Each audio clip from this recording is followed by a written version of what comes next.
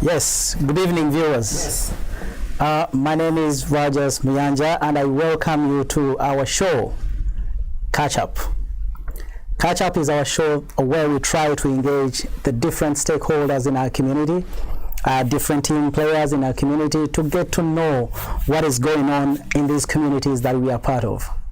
As I've always mentioned to you, we try to bring enterprising people, people who are actually interesting to hear from as well as learn from.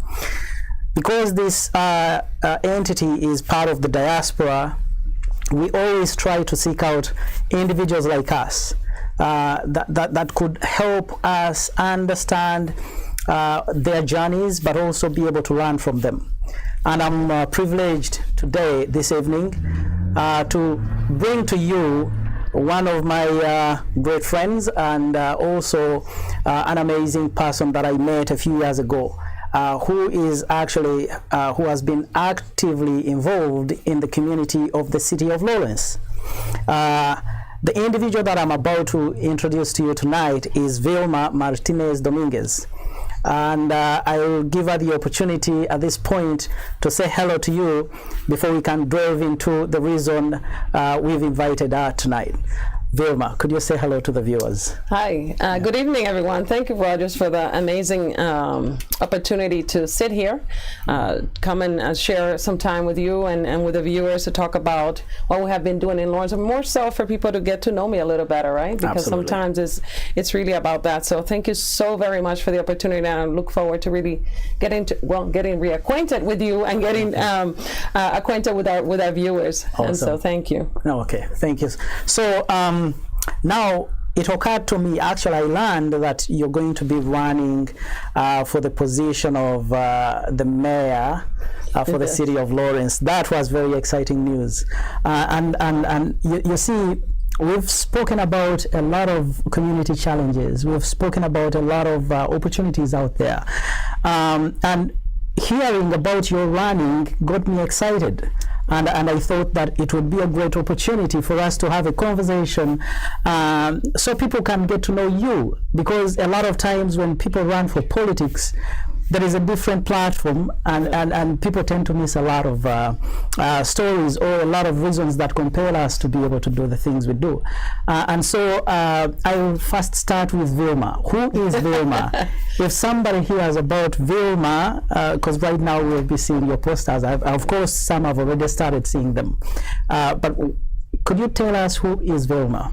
Wow. So, first of all, you said my last name perfectly. Usually it gets killed. But I used to be VILMA Lora for a long time. I've been in my community for a little over 28 years. So VILMA Martinez Dominguez has been my formal name, or my new marriage name, for the last 4 years. But we all bring a lot of dimensions to it, right? And we try to bring all of these personalities on everything, who we are and everything we do. So VILMA is a woman of faith. Number one, VILMA is a mother of three. VILMA is a wife, a sister, a friend, a grandmother. I have a 6-year-old granddaughter. Someone who actually was born in the United States but raised in the Caribbean. I was taken back to Dominican Republic and Puerto Rico, where my parents are from, and didn't return to the country until I was 17. I already graduated high school. So I'm the oldest of 6, and so I think that being the oldest of 6 gives you sort of certain responsibilities, right? Certain expectations. And I think that has been really what has driven everything I do in life. So I'm in love with my city. The city of Lawrence, it's where I found my home, and it's where I spent most of my life. So VILMA is all those things and much more. A friend, a neighbor. We met in school, a student for life. So and more than anything, VILMA is an activist, and I think that's the piece, that's the person, that's the calling and the vocation where I'm drawing right now to pursue this candidacy for mayor. So awesome! Oh wow, that's very good to know. You see, it's great that now we connect on that personal level. Of course, we've connected in a lot of ways, in various ways. Now, this brings me to something you've hinted on. You were born in the U.S., went back to Dominican Republic And Puerto Rico. Yes. So you now, I assume, by the time you return to the U.S., it's different dynamics. It's different in Puerto Rico and Dominican Republic, as well as in Lawrence, in Massachusetts. Yes. So tell me a little bit about what that journey has been like. Even though I was born here, I share that immigrant sentiment and that immigrant experience. I came back to the United States. I was 17. I didn't know the language, so there was the language barrier. I had to learn that. I came to Manchester, New Hampshire, where there was probably 3 Latino families, and 2 of them were us. Wow. And I experienced a lot of the things that many of us experience. The oppression, I experienced racism, I experienced sexism, ageism, all the inequalities that you can see when you first come here, when you don't understand how the system works.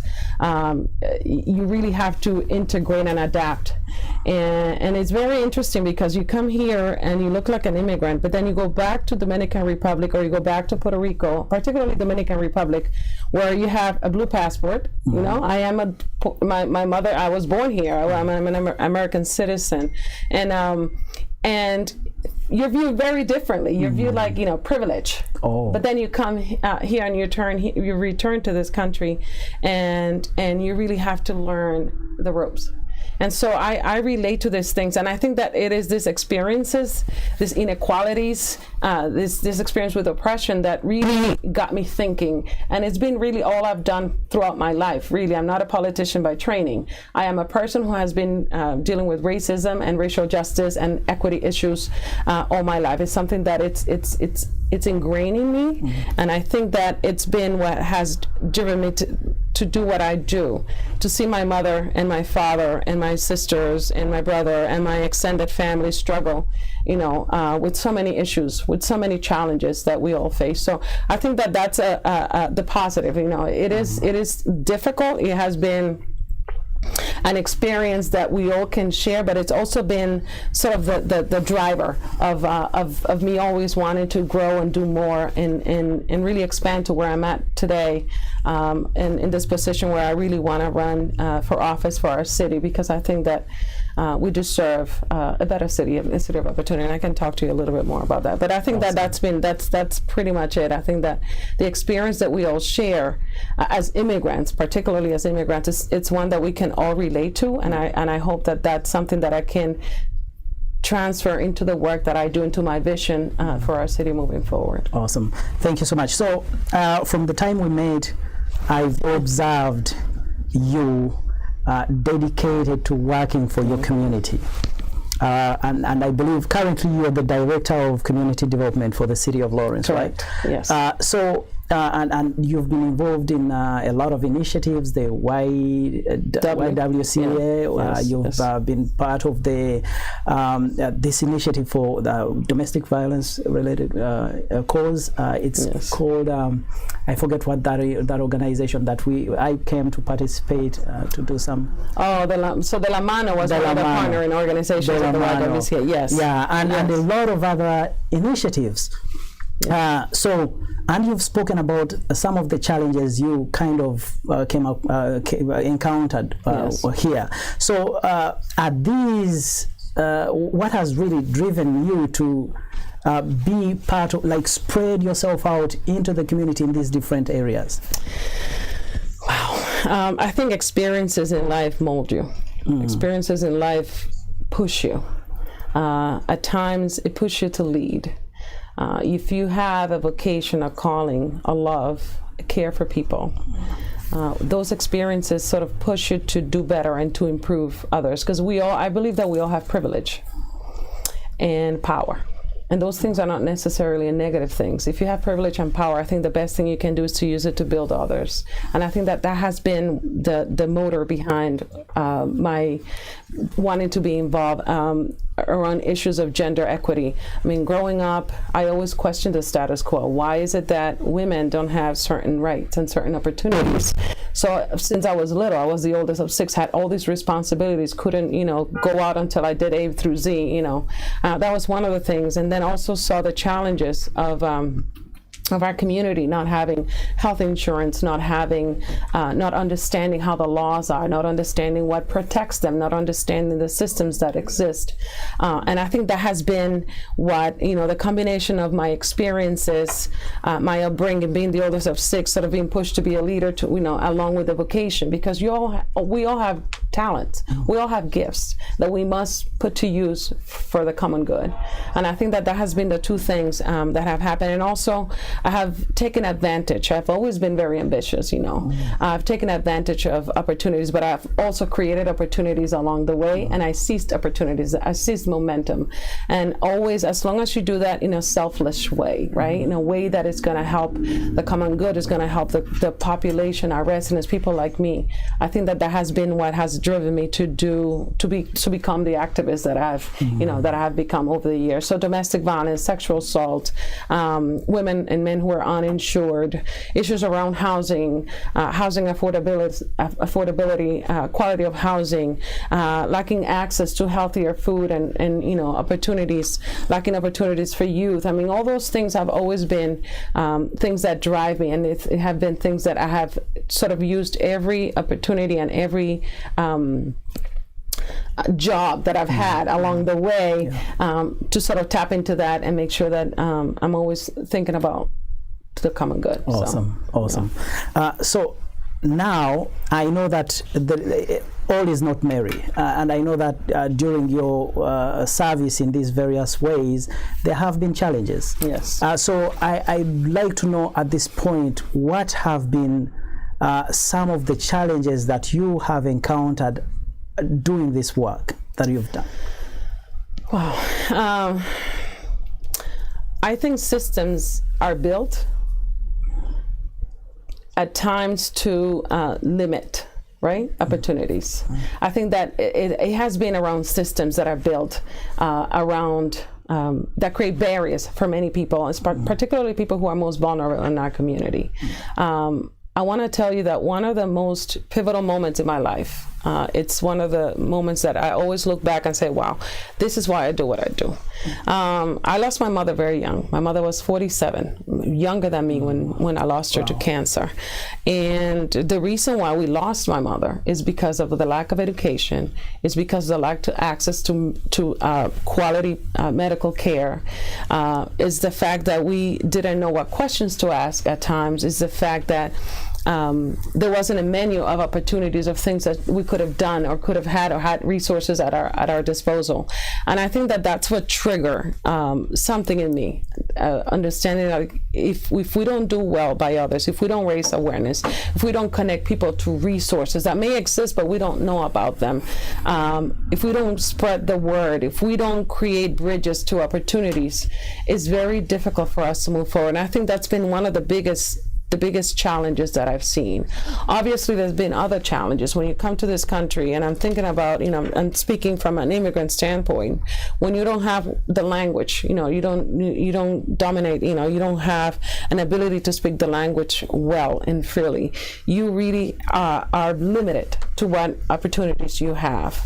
When you come to this country at the age of 17, graduated from high school, and you're starting a job where nobody else, you don't speak the language, and you experience ageism, and you experience, discrimination.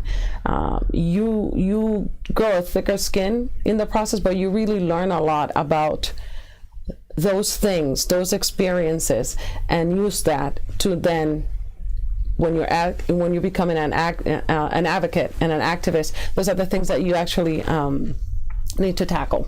I've done that when I worked at the YWCA for almost 25 years. I did a lot of work around advocacy and programs, and really with grassroots, talking to people, that needed services and resources, to, running and starting, the Marital Task Force, which is a health coalition that is very known. It's actually nationally known, where we really have worked with partners and researchers to better understand the issues that impact our community, to now becoming a community development director, working within city government and understanding, how our funds distributed. How do you make those decisions?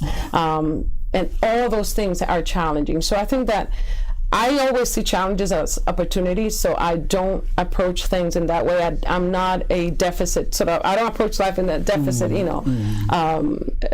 deficit way. I'm always looking at assets. I'm always looking at, okay, yes, we're going through this, but what can we build from that? What can we get from this, and how can we use it to better our community, to improve resources, and to improve the systems and that are in place, so that we can create a better community. So awesome. So you see, there are people who could say, oh, based on your story, VILMA has done it all. Why are you running for mayor? There's like many reasons for it. I think that for many years people have asked me in different spaces, you should really consider doing this. I mean, even when we were in school together, absolutely. It's something that we always talked about. I think that there's a right time right now in so many ways. For instance, my children are grown. My youngest is 21. Finally, I'm done and free. I'm not paying for college anymore. So I have to do something with my time. No, actually, I think I want to continue doing what I do best, which is public service. I've been doing it in my city where I lived and worked. I have never lived or worked outside of Lawrence for the last 28 years. Wow.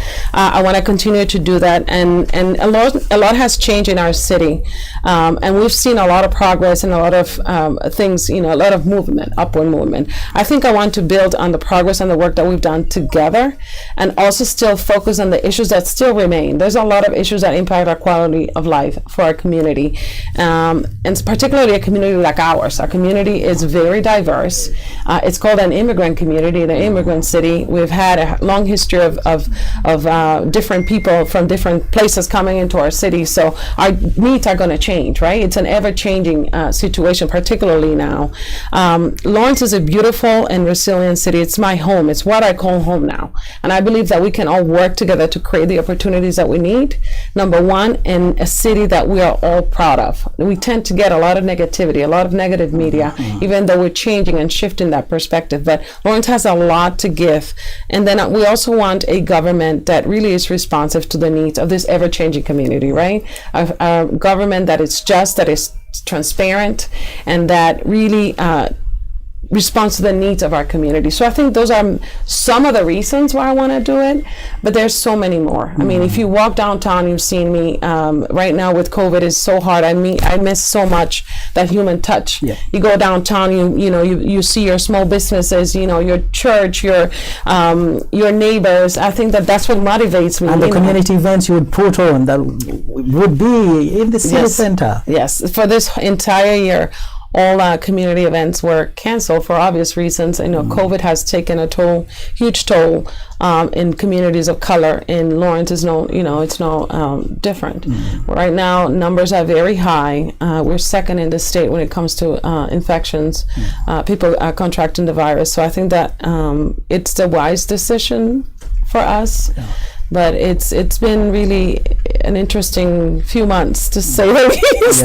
Yeah. But I think that I love my city. I love our city. We have so much to give, and I would love to have the opportunity to continue to serve my city in a new role. And I have the time. and where you may have the opportunity to make the significantly important decisions that actually impact and address the areas that are actually concern you. So I'd also wanted to ask you about, you see, somebody else would say, you see, there are a lot of people, everyone has an agenda, or let's say, what should we call it, a manifesto. They have things they're working on, or they're looking to putting together.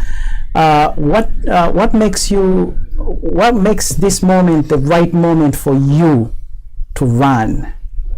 Because somebody may say, okay, yes, we've had so and so also has their own, why do you believe this is the right one for you?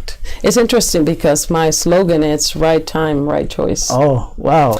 Yes, and I love it because it can mean so many things. If you read it and you look at me and you've known me, or if you don't know me, you'll be asking, why right time? Right time, I've had people say, well, it's a great time for a woman to be Latina woman, for the first Latina woman to become the mayor, or this is the right time because I've served my community. I've done it from the nonprofit sector to running a coalition that it's massive, it's known, to now working within government. I have worked with 3 different administrations very closely, and so it's the right time because the journey has brought me here.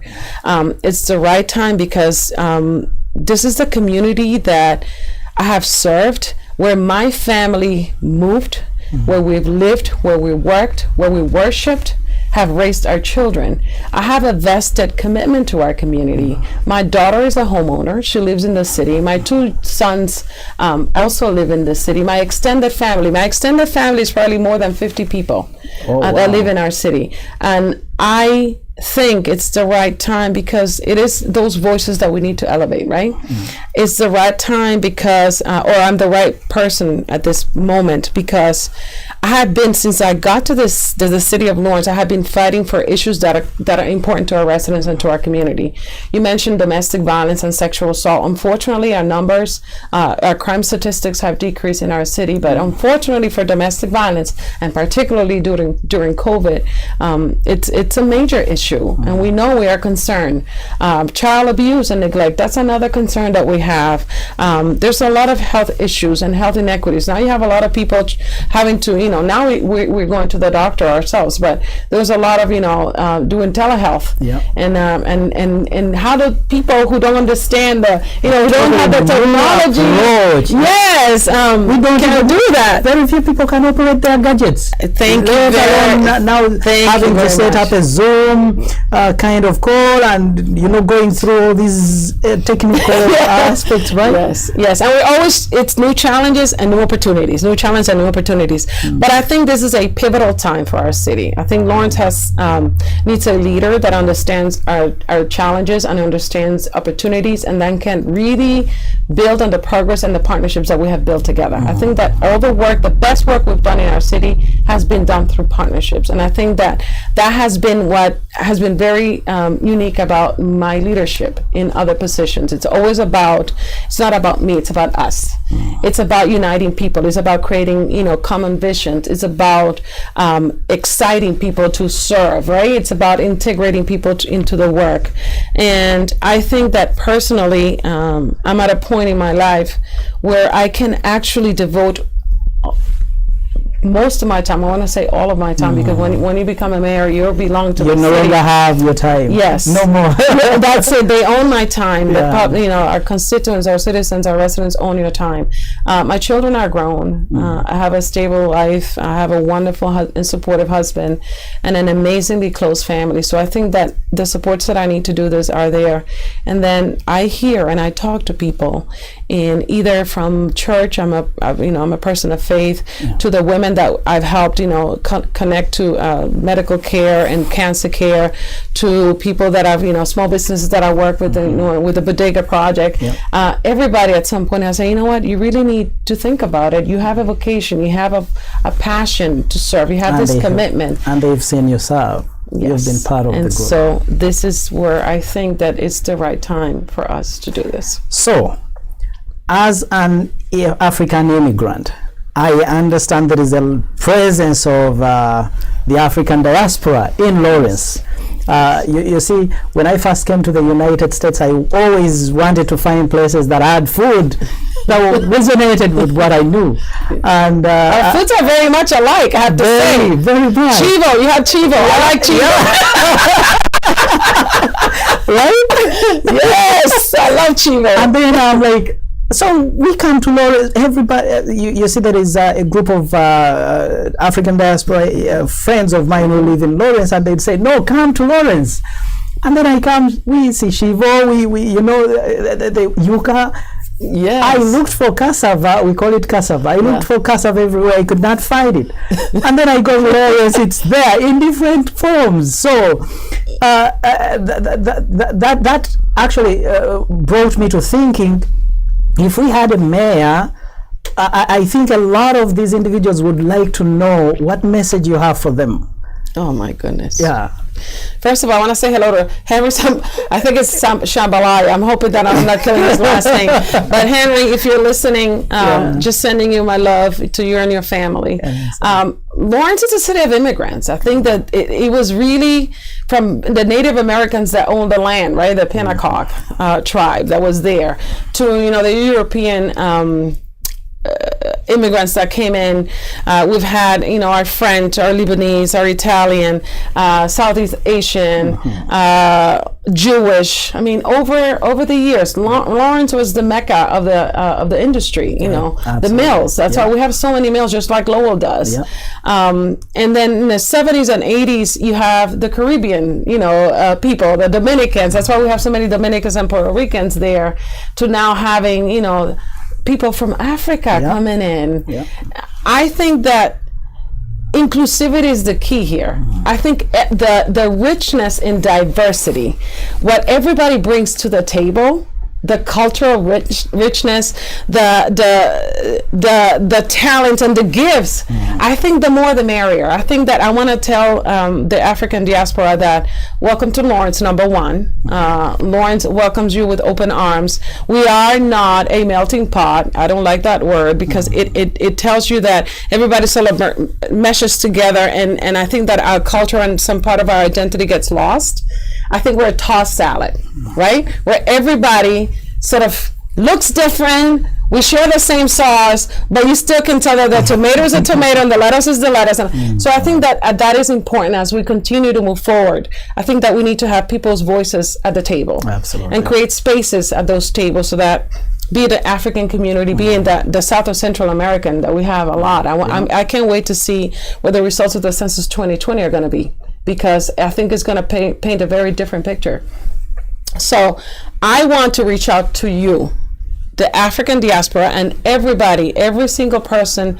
I don't care of your background. I really want people at the table to share what your concerns are. What are the things that are important to you? What are the things that are important to your families and to your neighborhoods? That's what I want to know. So I think that you need to have a voice, number one. Number two, I think you need to figure out a way to really integrate, not adapt, because that's the other word I don't like. I don't think that we need to adapt to anything, because again, you lose your identity in the process. Absolutely. I think you integrate and you join a new community, and then based on that, it's important that you exercise democracy. It's important that you find your path to citizenship, and it's important that you vote. And more than ever this year, it's important that we all come out to vote, because our voices need to be heard. People of color, people who are vulnerable, who have different experiences, have different needs, need to have their voice at the table. So I think that those will be the few messages that I will share with the African community. That is very important, because a lot of times I've realized that we miss that point when it comes to voting. In my past shows, I've spoken about how we are so much involved into voting when it comes to presidential politics, but not local politics. And yet the decisions really do happen locally. Everything that impacts us directly happens locally. So that is a manifestation and a reinforcement of the message that I've always been bringing on the table. Absolutely. We should vote, and we should not only vote in national politics alone, but local politics as well, because that is critical to our success locally. And not only vote, but Rogers, I think that city council meetings are important. You have your public, your Board of Health meetings that are very important, and people don't understand the power that the Board of Health has. Anything that the Board of Health issues, any ordinance, that's it. They're autonomous. City council has no power over those. And so that's important. The planning board, the zoning boards, all of the different bodies that meet, governmental bodies that meet locally, the school department and their meetings. I think that the more engaged and up to date you are on all those issues, the better decisions you can make when you're exercising your right to vote.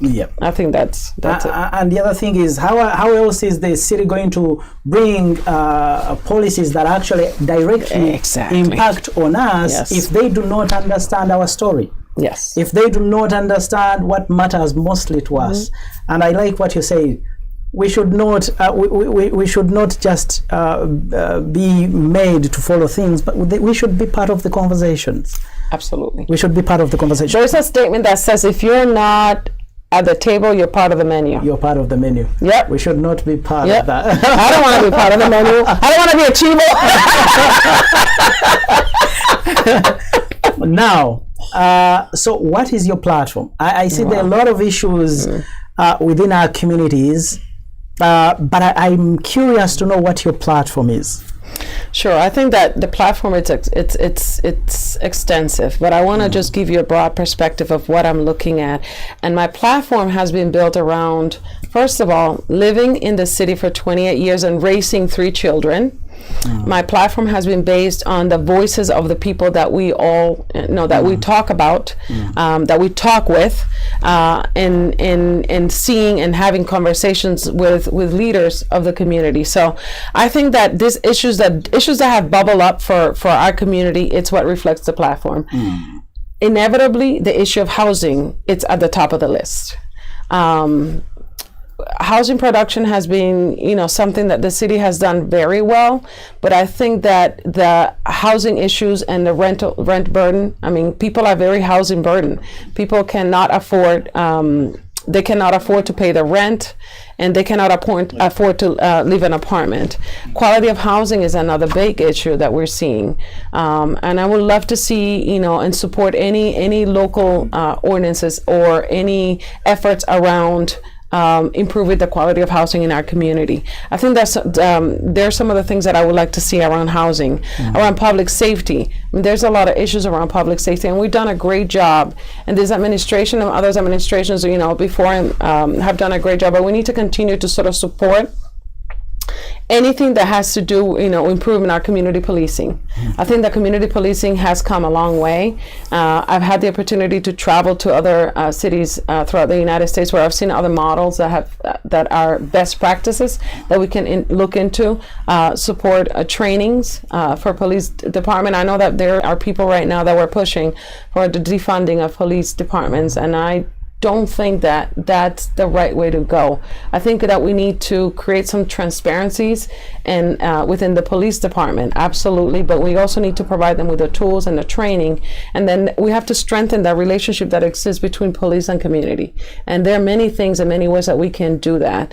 That's another thing. And then we're really lucky that right now the city of Lawrence just became a majority police department, where we have just celebrated our first Latino captain in the history, meaning that the vast majority of the police officers and everybody in every rank, it's a person of color.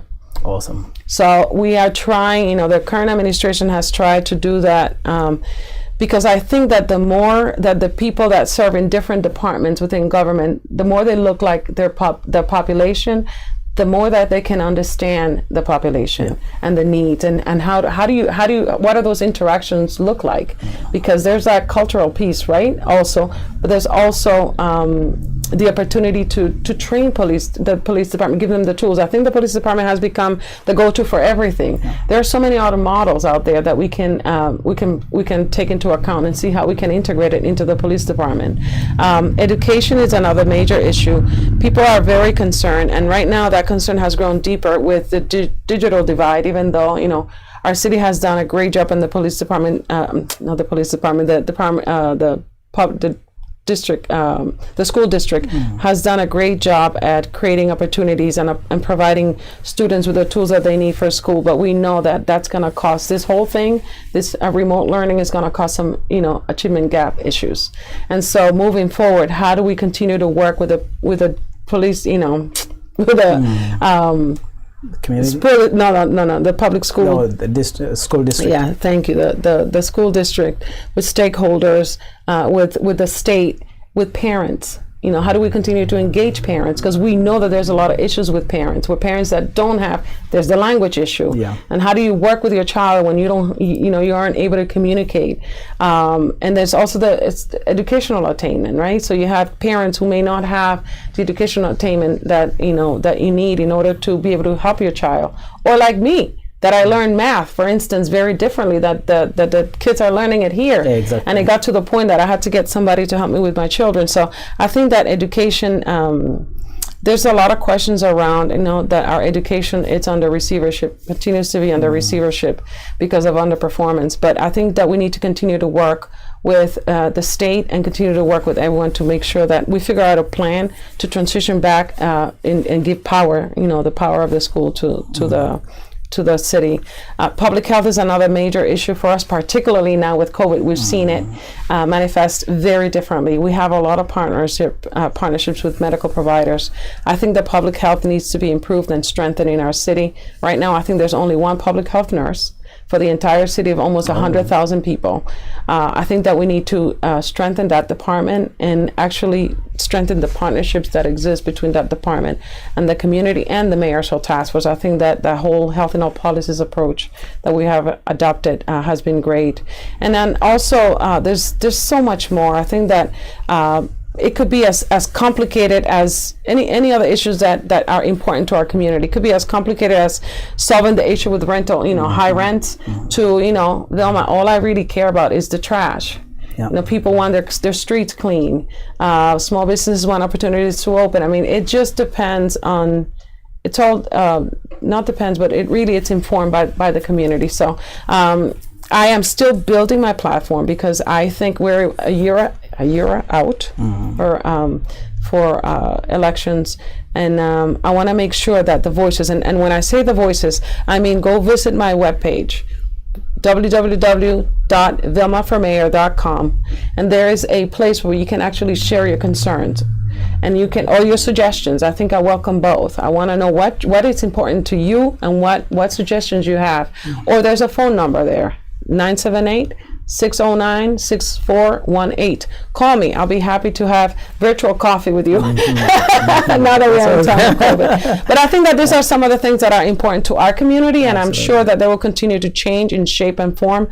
But they're very foundational. So I think that we're gonna be working on this thing. So this is a great conversation.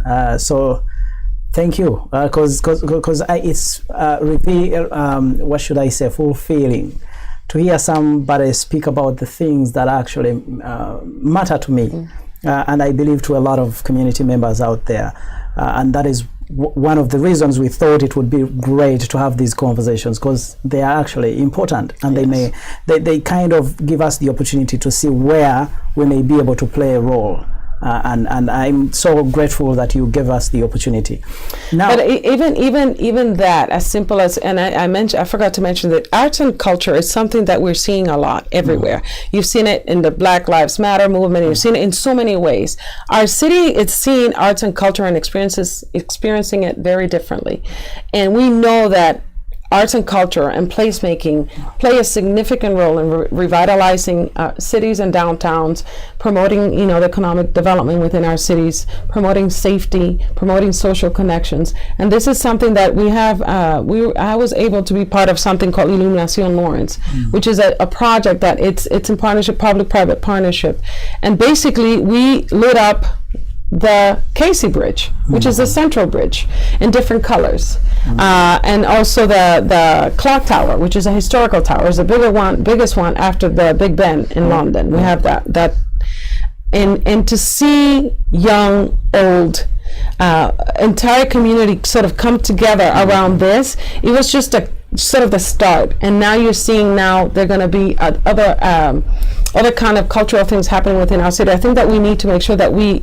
integrate that, and we make a concrete plan to make sure that continues to happen, and it's alive and it's organized and really connects with economic development, community development, public safety, and all the things that we're trying to achieve together. So, awesome. So the other area that I wanted us to talk about is your role right now. There are a lot of challenges pertinent to the city of Lawrence, regardless of COVID, regardless of, there are a lot of these challenges.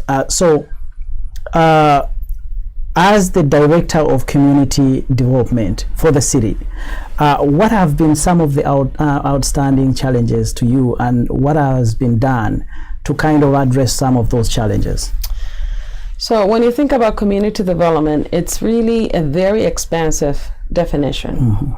It's anything that impacts quality of life for people. Within the Office of Planning and Development, the way that it's structured, community development within the city, it really focuses primarily on housing, so the housing creation and preservation. So that's primarily my role. It focuses on public infrastructure and making sure that we pay attention to our very old parks. It looks at creating first-time home buyers, because we know that asset building is absolutely necessary for us to grow and really acquire some wealth. We look at housing. We have very, very old housing. That's one of the biggest challenges. Most of our housing was built before 1970, which means that there's certain contaminants there, including lead. And so we do receive funding every year. Now we just received $5 million for the next 3 years to really address issues around old housing and lead for 220 units.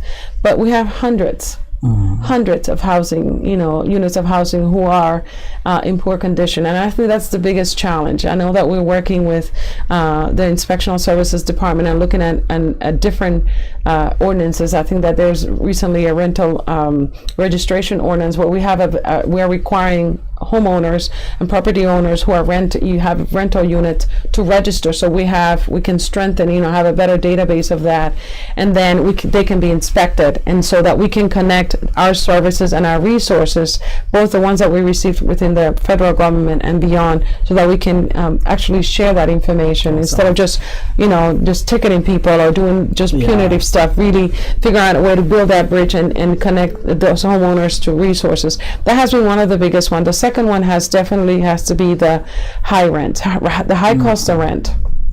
And this is not just a Lawrence issue, it's a global issue, because I've traveled outside of the United States and I've seen homelessness, really people on shelter everywhere. But the issue of housing right now, especially now with COVID, we've seen an increase of people really hurting. I think that the statistics stated that in order for you to afford housing in Massachusetts, you have to make about $33 an hour, or about $70,000 a two-bedroom. Really exactly. So I think that that's one of the biggest issues, and also people double up and triple up, like overcrowded housing, which is not ideal, because there's public safety and public health issues and implications with that.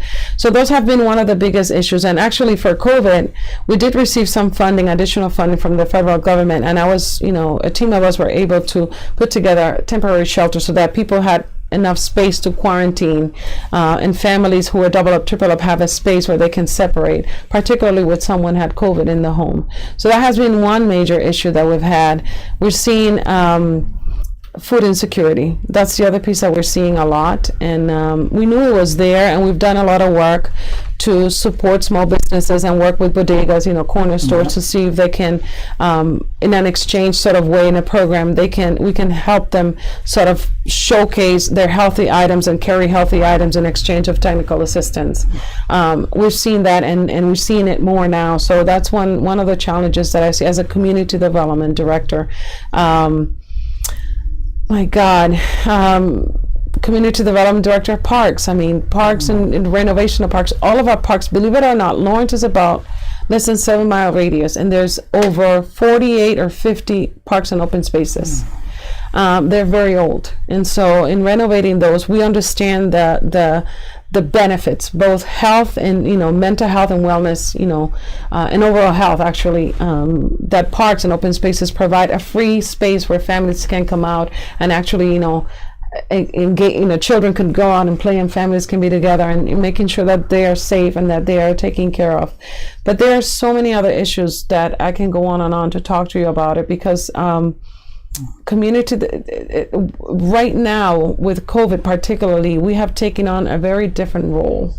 Some of the funding that we're using are small businesses. Can I say that our small businesses are the backbone of our city? Yeah. And right now they're hurting, and there are many resources, but we're very unique, very cultural. Not everybody has, the business, unfortunately, in order to access some of the resources that we have.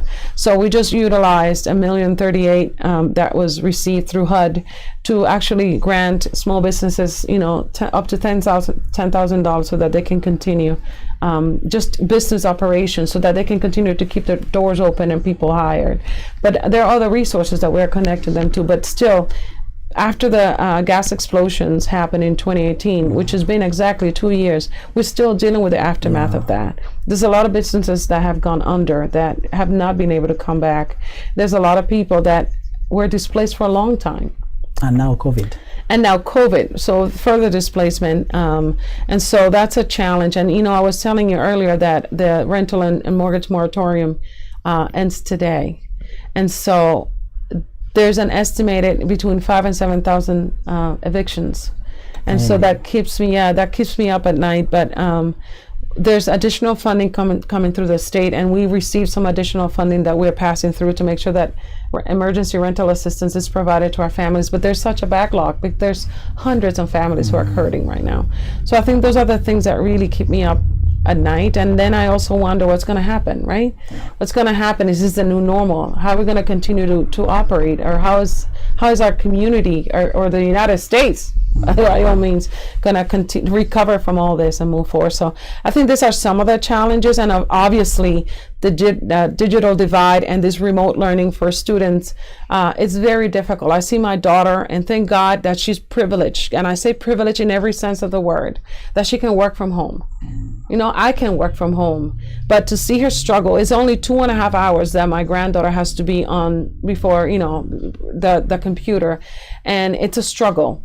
Just to keep her focused. And I can only imagine, for a mom who doesn't speak the language, who cannot afford to stay home. I mean, all these things are happening. And then unemployment. We have the highest unemployment numbers we've had, I don't know since when. I think the other day, last month, it was like something like 36% in Lawrence. Wow. So, I mean, those are some of the challenges that I can tell you, but we are a resilient community. We have gone through so much. We went through the Spanish pandemic over 100 years ago. We have gone through difficult situations. We had the Bread and Roses. This is where the Bread and Roses strike was. The first, labor law movement started in Lawrence. So I think that we have a lot of great things that we can build from, and I think that that's going to be the challenge. Has to turn into an opportunity, and the new leader needs to understand them, and the new leader needs to understand what has happened, has been close to the decision making that has happened. I have worked with every single department head within the city of Lawrence. That really, it's a plus, because I have firsthand seen how the city operates, how like a local government operates, and how we have all come together in the face of the gas explosion and now COVID, including the nonprofit sector, to deal with it. So I am hopeful, I am optimistic, and I think that better days will come, and but that was going to take all of us. Awesome. So. Thank you so much. Thank you. Well. Now, this is last but not least, of course. So I know that we've spoken about a lot of things. We've hinted on the diaspora, the African diaspora. We've hinted on, and I know you've mentioned consistently Bodega. But now there is the issue of skilled immigrants. A lot of people come to this country with amazing sets of skills that actually tend to die away. They die away because once we are in this country, first, the dynamics, I've mentioned that before, are different. The job application process is a little different from where we come from. The language, we may speak English, but it's some words actually are different. The intonation mean different. And so we've seen a lot of individuals with a lot of quality skills go in for let's say minimum paying jobs, because those are the only opportunities they are able to access. Now, as somebody who is coming who is vying for this position of mayor for the city of Lawrence, what is your plan for these groups, for the ability to tap into this skill set? I think I want to start by saying that it's very difficult when you come as a professional, when you have your degree from another country. That means you've paid your dues, you went through college, you met every single requirement, and that we don't come to this country, and I say we because I was born here, but I feel like an immigrant. immigrants that come to this country come here because they're looking for a better life, because opportunities are lacking, where we're living. It's not because we don't love where we live, because I love where I've lived. I love the United States. I love Puerto Rico. I love Dominican Republic. And I'm blessed that I have 3 places that I can call home, But I think that that's the key. I think that we have to understand that first. Second, I was part of a study. So I've done a lot of research with the Mayor's Hall Task Force. I had the opportunity to work and still work with, with places such as Harvard School of Public Health, Dana-Farber, Tufts. We work with a lot of academia. And there was a study that we did but with UMass Lowell. Actually, no, it was UMass Medical School in Worcester, and Latinos in mental health. And what the study results came out with, the high level of depression and anxiety that exists within our community among Latinos. Number one, because of the isolation piece. And number two is, which I will add, is the fact that the depression, imagine you working, you come from your country, you are an accountant. And I know someone, this is the situation, a family member. You are an accountant, you work in a firm, things didn't go well, you come to this country, and then you are a person working in maintenance, cleaning floors. That has to play a role in your mental health. And then on top of that, if you don't understand what are the resources that exist, where do you need to go? Where can you go to learn, let's say, the English language? And we invest a lot of our hot monies in social services, particularly in adult education, because we understand that language is one of the major things, the major barriers for our community. Where are the schools? Where can you go? How can you take classes? But most importantly, one thing that for years, and I really thank Northern Essex Community College and my friend Noemi Custodia Lora, who's the vice president of the school, who understood this. And there's a program called PS Latinos, and this is just an example. And PS Latinos was created particularly for Dominican professionals who came to this country and they didn't know how to validate, how do you create a path to, if it's not your profession, to something similar. How do we really tap into, your knowledge and your achievements to get you to the next level? And I think that we need to maximize that. The City of Lawrence has done a great job at forming partnerships, both with schools, vocational schools, and colleges.